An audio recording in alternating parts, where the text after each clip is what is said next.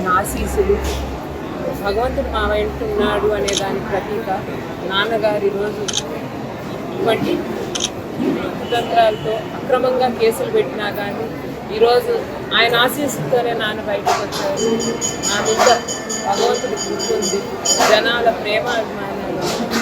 ఈరోజు ఇక్కడికి వచ్చినప్పుడు వెంకటేశ్వర స్వామి మాకు చెప్పినట్టు, ధైర్యం చెప్పినట్టు అనిపించింది. ఇక మంచి రోజులే అన్నట్టు ఆశీస్సులు అందించినట్టు అనిపించింది మనసు. ఈ వెంకటేశ్వర స్వామి ఆరాధనోత్సవాలు ప్రతి సంవత్సరం నాన్న ఉండి చేసేవాళ్ళు. క్రితం సంవత్సరం కూడా నాన్నగారు దర్శనం చేసుకుని వెళ్ళగలిగారు.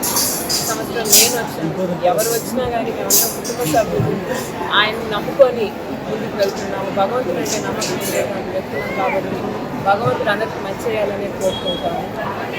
ఈ సంవత్సరం కూడా ఆరాధనోత్సవాలు బాగా జరగాలని మనస్ఫూర్తిగా కోరుకుంటున్నాము.